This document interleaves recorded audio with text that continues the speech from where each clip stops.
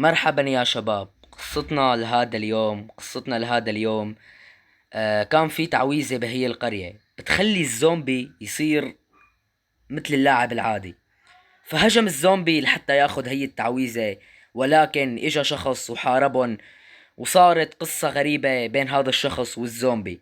اذا بدكم تعرفوا شو صار، حطوا لايك واشتراك وتابعوا هذا المقطع حتى النهاية. اوف يا شباب، واخيرا اجيت على هي القرية. طبعا انا اجيت على هي القرية ما بعرف شو فيه. خلينا نشوف هذا عمو القروي نسأله. مرحبا عمو القروي. اهلين اهلين. والله انت ما بتعرف شو رح يصير هلا. رح يهجم الزومبي ورح يقتلوك. ليش رح يهجم الزومبي؟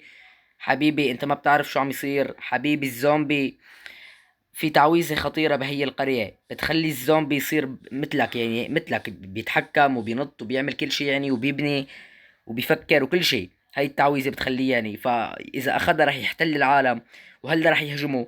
هلا رح يصير هجوم، فليك بلشوا يجوا حتى. رح يصير هجوم كبير من الزومبي لحتى ياخدوها، وإذا أخدوها لهي التعويذة يا ويلك، يا ويل العالم. رح الزومبي رح يحتل الدنيا كلها.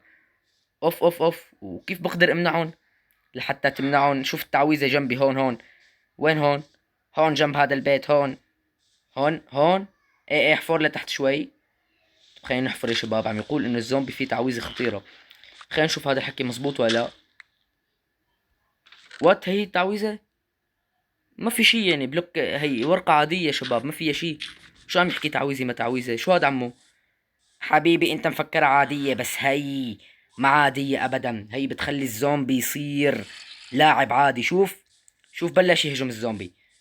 كيف بدك تقتلهم؟ خلاص عمو انا رح خلصكم منهم، بس كيف الزومبي يبلش يفكر ويعرف كيف بده يعمل يعني؟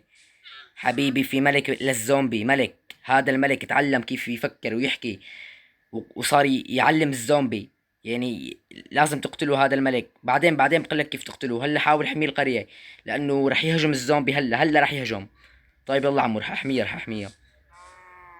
شوفوا يا شباب، هجموا الزومبي، هجموا على القروي. لا بعدوا عنه. شفتوا يا شباب العدد الهائل. خلينا ناكل الجولدن قبل ما معنا باسرع وقت يا شباب. خلينا ناكلها بسرعه مشان نقدر نقتل هذا الزومبي يا شباب. هجموا الزومبي باعداد كبيره يا شباب، ما بعرف شو بدي اعمل.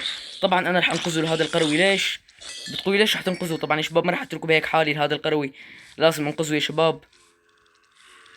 لازم انقذه لهذا القروي يا شباب، لازم انقذه. شوفوا اوه، لازم انقذ القرية كلها يا شباب. انا بهالحالة. شوفوا الزومبي، شوفوا اعداد الزومبي يا شباب. شوفوا هجموا لحتى ياخذوا التعويذة. والله ما بعرف شو بدي اعمل. لازم انقذهم باسرع وقت. اوه اعداد لا نهائية يا شباب من الزومبي هون هجموا على القرية. والله يا شباب ما بعرف وين الايرون جولم يساعدني. وينه؟ ما بعرف يا شباب وينه. شكله مختفي هذا.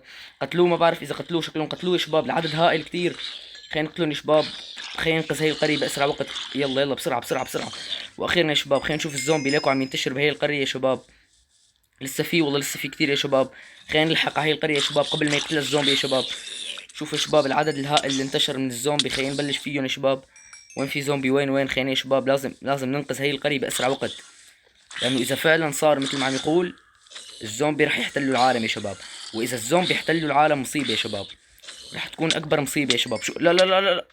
شو عم يصير يا شباب؟ مين عم يضربنا؟ اندرمان شكله. علقنا مع الاندرمان نحن يا شباب. علقنا مع الاندرمان. هي كانت مصيبتنا. الزومبي يا شباب. شوفوا الزومبي رح يموتونا يا شباب. لا شوفوا كمية الزومبي يا شباب. شوفوا صرنا تحت البحر عم نقاتل الزومبي. وتموتوا. موتوا يا شباب. والله العظيم رح يموتونا الزومبي. طلع بسرعة. طلع. اخ يا شباب رح موت. ما بعرف شو بدي اسوي. طلع بسرعة. طلع. لازم نطلع يا شباب قبل ما نموت. طلع بسرعة. خلينا نطلع يا شباب. خلينا نطلع. والله شكلي رح موت من ورا هي القرية. مين عم يضربني؟ شوفوا يا شباب هدول الزومبي لازم نقتلهم باسرع وقت قبل ما يقتلونا.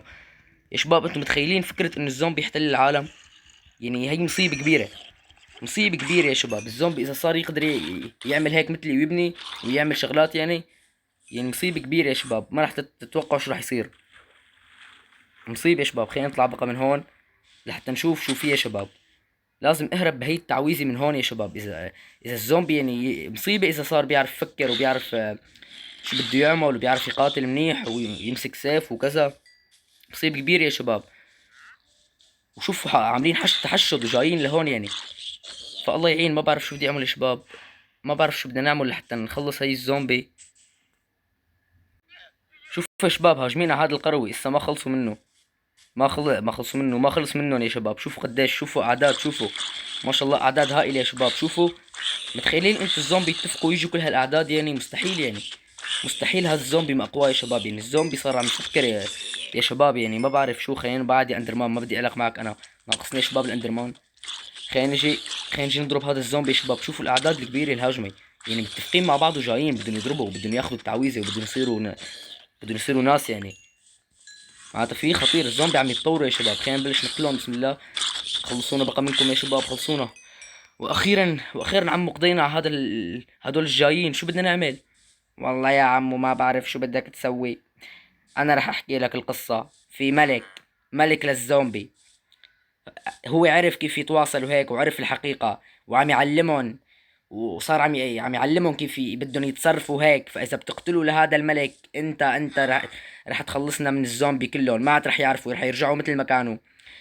وهدول عم يدوروا على هي التعويذة، لأنه هي التعويذة كتير بتفيدهم وبتخليهم يرجعوا مثل ما كانوا. وهذا الملك عم يعلمهم. وكل يوم طبعا هذا الملك استولى هو والزومبي على قلعة فيها موارد كتير. رح دلك عليها مشان تعرف وين هي وتروح تخلصنا منه. لأنه إذا ما خلصنا منه رح تنتهي كل القريات. هذا الملك كل يوم عم يبعتهم بمهمة للزومبي وما حدا عم ينقذهم. فأرجوك أرجوك. طيب ماشي عمو، بس وين هي القلعة اللي نروح عليها؟ رح قلك هي القلعة بتشوفها بأرض بعيد كتير. رح قلك وينها. طيب ماشي عمو ماشي. بس يا شباب هم نكون وصلنا لنهاية هذا المقطع. حطوا لايك واشتركوا بالقناة إذا عجبكم هذا المقطع. إذا بدكم تشوفوا الجزء الثاني يا شباب، في جزء تاني رح ينزل نار. طبعا بالجزء الثاني رح روح على قلعة هي الزومبي هدول ويعني رح نشوف شو قصة الملك وما بعرف شو يعني. فاشتركوا بالقناة وحطوا لايك وفعلوا جرس الإشعارات مشان يوصلكم إشعار الجزء الثاني يا شباب. لا يفوتكم الجزء الثاني، رح يكون ناري يا شباب. يعني رح روح هديك القلعة واستكشف كل شيء. فلا يفوتكم يا شباب. وبس، مع السلامة. اشتركوا بالقناة. باي باي.